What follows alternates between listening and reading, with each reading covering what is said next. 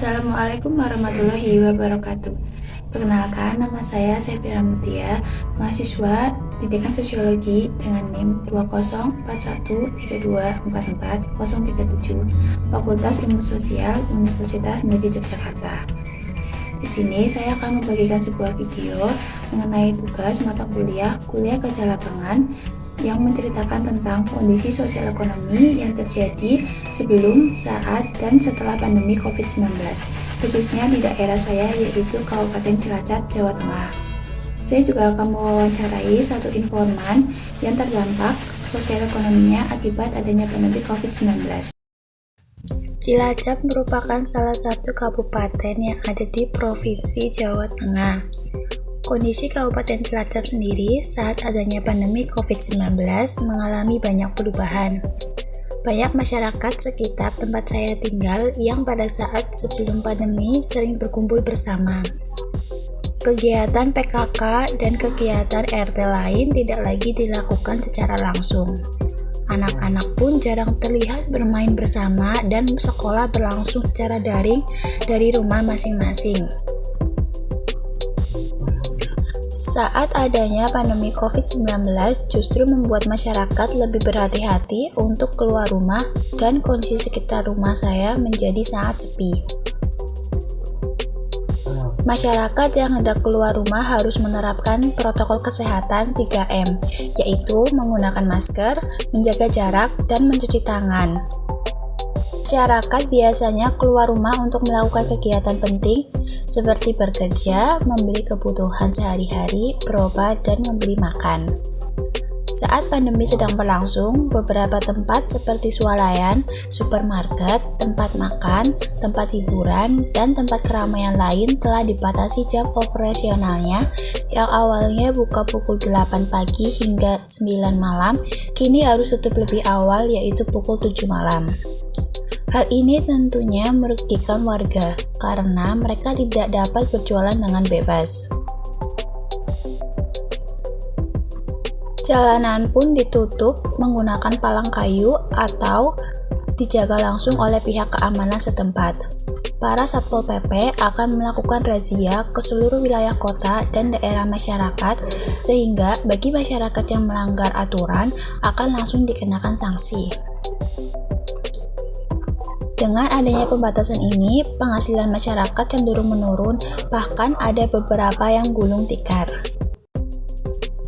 Bukan hanya itu, kegiatan hajat seperti pernikahan, khitanan pun tidak boleh dilangsungkan secara besar-besaran, hanya boleh dihadiri oleh beberapa orang saja, sehingga tidak menimbulkan keramaian.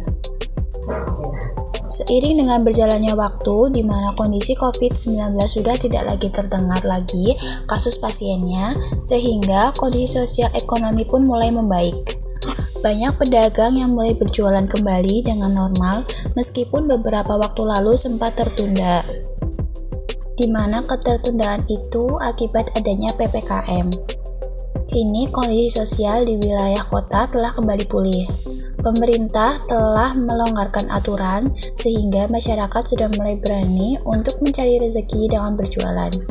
Sektor-sektor industri seperti supermarket dan swalayan terlihat ramai pengunjung dan sudah tidak lagi dibatasi jam operasionalnya.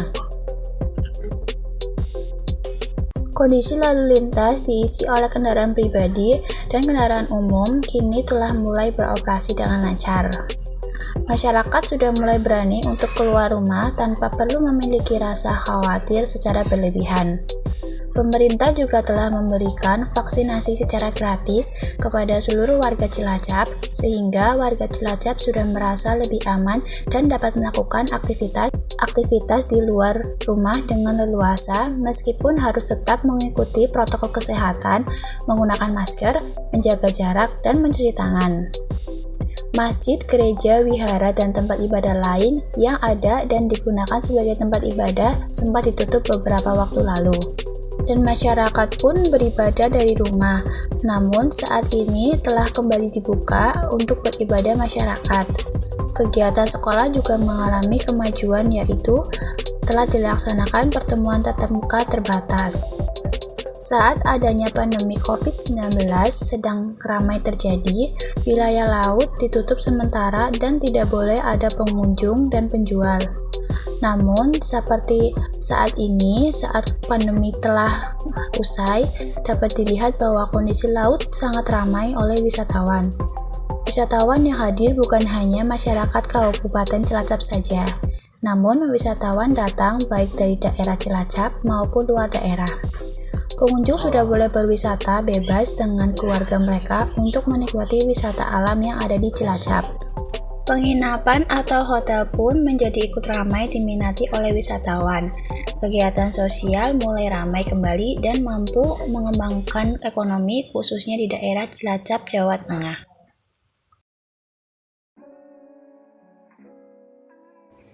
Selamat sore Kak, saya di sini Sefira Mutia dari Pendidikan Sosiologi Universitas Negeri Yogyakarta. Izin meminta waktunya untuk mewawancara Kakak perihal dampak sosial ekonomi yang Kakak rasakan karena adanya pandemi COVID-19. Boleh? Kakak boleh kenalan dulu nggak Kak? Namanya siapa? Nama saya Anissa. Kak Anissa ini kalau boleh tahu kesehariannya ngapain aja ya Kak? Kalau untuk saat ini saya bekerja ya kayak. Langsung aja ya Kak. Kira-kira menurut Kakak apa sih pandemi COVID-19 itu? Pandemi COVID ya. Menurut saya tuh kayak peristiwa ya kayak terjadinya penyebaran suatu virus dari Wuhan, Cina tahun 2019 yang disebabkan oleh virus itu namanya coronavirus atau SARS. Kira-kira nih dengan adanya pandemi COVID-19 ini dampak apa sih yang Kakak rasakan sebelum, saat, dan sesudah adanya pandemi COVID-19? Oke, kalau menurut saya ya dampaknya sebelum ada pandemi itu kan saya bisa beraktivitas bebas ya Kak. Saya bisa berwisata, saya bisa bertemu dengan teman gitu kan. Saya bisa kesana kemari gitu kan tanpa harus ada swab antigen, tanpa harus ada swab antigen, tanpa harus ada intinya tanpa harus ada embel-embel gitu kan. Nah, sejak adanya pandemi ini kita semua serba virtual ya Kak, serba online. Mulai dari saya bekerja sendiri, saya harus work from home gitu kan. Saya harus bertemu dengan teman pun dibatasi, istilahnya bukan dibatasi sih, lewat virtual account gitu kan. Virtual maksudnya virtual online atau wisata pun sekarang juga banyak kan ditutup ya Kak ya. Jadi tidak bisa bergerak bebas gitu, terus harus pakai masker, terus kemana-mana juga harus di swab yang harus ditusuk ke hidung segala macam. Jadi lebih banyak gak enaknya sih Kak pas saat pandemi.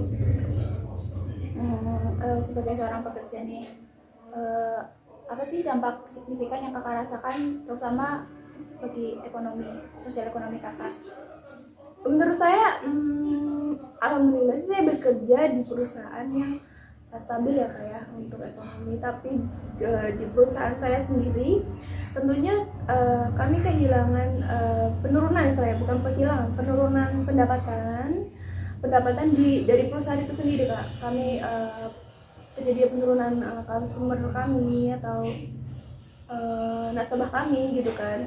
Jadi lebih target kami juga jatuhnya banyak tapi konsumennya juga berkurang seperti itu Kak. Untuk dari sisi saya sendiri ya otomatis pendapatan juga berkurang ya Kak gitu. Terus alhamdulillahnya perusahaan kami juga tidak menerapkan pemotongan gaji segala macam gitu. Jadi kalau dari segi ekonomi sosial ya seperti itu sih Kak. Kan dengar-dengar Kakak ini pernah kerja di perhotelan. Kemudian karena adanya pandemi ini justru pariwisata kan sangat menurun. Kira-kira tuh dampak apa yang Kakak rasakan waktu Kakak bekerja di perhotelan? Dampak saat ada pandemi ini ya kayak wah sangat keras sekali ya kayak. Saya waktu itu bekerja di perhotelan di salah satu hotel yang ada di Yogyakarta. Seperti Kakak tahu kan Jakarta itu tempat wisata ya kayak, dan di sana tuh benar-benar kerasa banget gitu karena sejak adanya pandemi ini kita semua harus karantina dan wisatawan pun nggak ada yang datang gitu istilahnya, benar-benar sepi. Terus kemudian hotel pun semua tamu guys gitu kan semuanya pada di cancel, otomatis terjadi penurunan revenue ya, kayak terjadi penurunan jumlah tamu gitu. Otomatis dengan ada seperti itu kan hotel juga ada pengeluaran, ada pendapatan. Dari pendapatan hotel itu juga dari kamu ya kak, untuk pengeluaran kan dari biaya segala macam. Otomatis kalau pengeluaran lebih banyak pendapatannya tidak ada, itu hotel down sekali kak. Bahkan di tempat saya kerja dulu, hotel saya tuh sampai tutup selama 3 bulan seperti itu. Berarti itu salah satu alasan kakak untuk mengundurkan diri dan mencari pekerjaan yang lebih menjanjikan ya kak? Iya betul. Sebenarnya kalau disuruh dibilang resign ya resign, tapi kalau dibilang untuk meninggalkan dunia pariwisata juga enggak juga sih kak ya. Karena kan ada waktu hotel saya tutup itu, saya benar-benar gak dapat pendapatan nih kak. Saya benar-benar kehilangan pendapatan. Bahkan waktu itu saya work from home dan tidak dibayar juga, bukan tidak dibayar sih kak, tapi lebih tepatnya tidak ada pemasukan. Karena hotel tidak ada pemasukan, jadi otomatis gaji saya berkurang gitu kan, gaji saya dipotong. Dan hal tersebut yang membuat saya juga harus bertahan hidup nih kak gitu. Saya nggak mungkin stay di situ, jadi makanya saya mencari pekerjaan yang stabil gitu. Kan saat ini tuh pandemi tuh udah mulai hilang ya kak, beritanya ya kak, COVID tuh. Menurut kakak tahun depan ini kira-kira pandemi ini bakal selesai atau gimana kak? Kalau menurut saya pandemi ini nggak akan hilang ya kak, kayak masih tetap ada, cuma tidak separah yang diberitakan dulu. Seperti dulu kan, bahwa diberitakan dulu kan itu menakut-nakuti ya kayak, dan bahkan ada cuplikan yang dari Cina itu sampai kejang-kejang yang bikin kami takut gitu kan. Nah semenjak adanya vaksin kan mungkin kami semakin sudah semakin terbiasa, atau mungkin udah mulai aman sih kak. Cuma kalau dibilang hilang atau tidaknya, sepertinya menurut saya itu tidak hilang sih kak, tetap ada seperti batuk, pilek gitu. Itu aja sih kan, karena ada COVID ini kan seperti batuk pilek biasa, cuma karena bawaan penyakit yang parah gitu kan, jadi mereka lebih mendominasi, makanya itu bisa lebih parah gitu kan. Kira-kira menurut kakak nih apa sih yang harus kita lakukan supaya pandemi ini segera berakhir gitu kak? Jaga protokol ya, kayak kesehatan, mencuci tangan gitu, jangan berkerumun ya, kamu maksudnya jaga jarak gitu, pakai masker, terus jaga kebersihan lingkungan, terus jaga sama keluarga kakak gitu kan. Mungkin kalau kakak lagi pergi ke mana gitu, kakak harus jaga jarak lah, terus kalau bisa divaksin gitu sih kak. Kira-kira nih kalau pariwisata sudah membaik, apakah kakak akan berencana untuk terjun lagi ke pariwisata? Pastinya ya kayak, karena background saya kan dari jurusan pariwisata ya, kayak saya juga banyak sekali terjun kembali ke dunia pariwisata, terutama di perhotelan, karena dunia pariwisata itu dunia yang sangat menyenangkan gitu. Saya pasti akan kembali, kalau bisa ada kesempatan pasti saya akan kembali. Berarti harapan kakak ini ke depannya untuk semuanya deh, apa nih kak? Harapan saya ke depannya ya semoga COVID-19 ini cepat berlalu ya kayak, terus perekonomian di Indonesia gitu, bukan cuma di Indonesia sih, di seluruh dunia lah ya, di dunia cepat kembali pulih stabil seperti tahun 2019 atau tahun sebelumnya, dimana sebelum ada COVID. Terus saya juga bisa bertemu dengan teman-teman saya tanpa harus virtual gitu, saya juga bisa tatap secara kemari tanpa harus ada halangan-halangan yang dari pandemi ini lain seperti itu. Apakah sekarang kakak merasa lebih baik dengan kondisi pekerjaan kakak, terutama di bidang sosial ekonomi ya kak? Alhamdulillah sih kak, saya baik sih, maksudnya perusahaan yang saya tempat saya bekerja sekarang stabil gitu, jadi saya merasa enjoy gitu kak. Oke kak, terima kasih atas waktu dan kesempatan yang kakak berikan. Ilmunya itu sangat sangat apa ya, sangat membuat saya jadi sedikit banyak tahu tentang dampak yang masyarakat rasakan terhadap kondisi sosial ekonomi akibat adanya pandemi COVID-19 ini. Oke kak, semoga kakak sukses selalu ya, dan terima kasih waktunya. Sama-sama kak.